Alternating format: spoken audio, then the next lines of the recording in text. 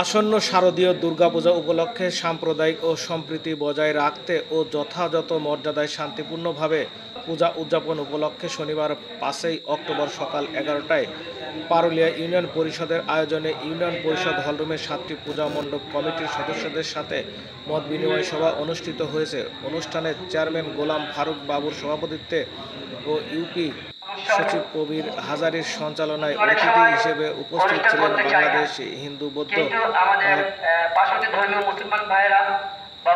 ঐক্য পরিষদের দেবহাটা পূজা উদযাপন কমিটির ভারপ্রাপ্ত সভাপতি অজয় কুমার ঘোষ, পারুলিয়া ইউনিয়ন বিএনপির সাধারণ সম্পাদক ও সাবেক ইউপি সদস্য রফিকুল ইসলাম সানা, দেবহাটা উপজেলা যুবদলের যুগ্ম আহ্বায়ক রাজীব হোসেন, উপজেলা শ্রমিক লীগের সাধারণ সম্পাদক আমিরুল ইসলাম সহ আরও অনেকেই উপস্থিত ছিলেন এই মত বিনিময় সভায়।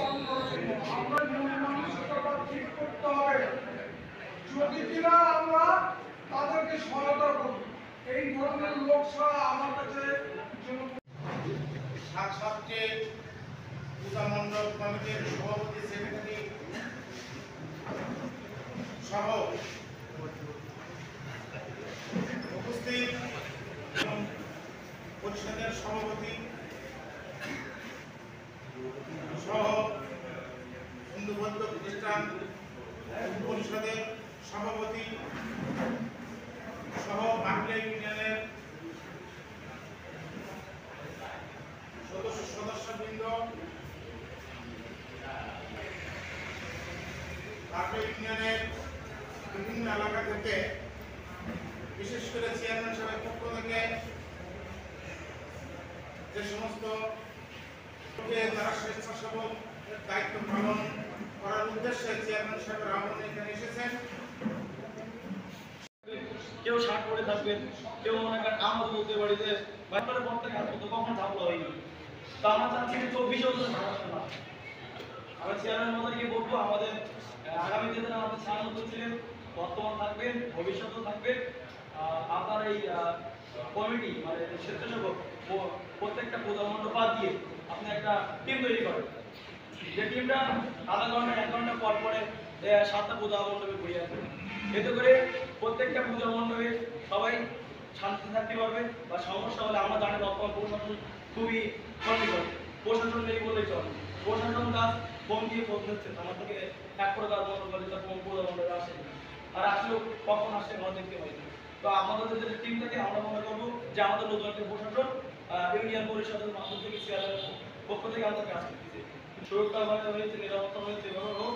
তো আমি তাই আপনাদের স্বেচ্ছাসেবক না দিয়ে টিম তৈরি করুন। আশা করা যায় আরও ইউনিয়নের সমস্যা হয়নি, সমস্যা হবে এগুলো আমার বক্তব্য। আমরা হচ্ছে আমাদের প্রথম নিয়ম নীতি অনুযায়ী রবিবারে পড়েছে, সরকারি নির্দিষ্ট টাইম দিয়েছে ৭টা। তো আমরা উপজেলায় বলছি ৭টার মধ্যে আমাদের যে ধর্মীয় যে আচার অনুষ্ঠান আছে, সিঁদুর বা সিঁদুর খেলা করা 7টার মধ্যে কমপ্লিট হবে না। আমাদের হয়তো 10টা বা 9টা বা 10:30টা বাজবে, কিন্তু রবিবারের জন্য বিসর্জন এটা করবে। বিশেষ করে বাংলাদেশে হিন্দু ভাইদের সবচেয়ে বড় উৎসব হচ্ছে আপনার দুর্গাপূজা। এই উৎসব পালন করা হয় এবং আপনারা করেন। আজকে এই 2024 এসে আসলে একটি বিষয় না বলে নয়, গত 5 আগস্ট একটি অভ্যুত্থানের মধ্য দিয়ে একটি সরকারের পরিবর্তন হয়। আসলে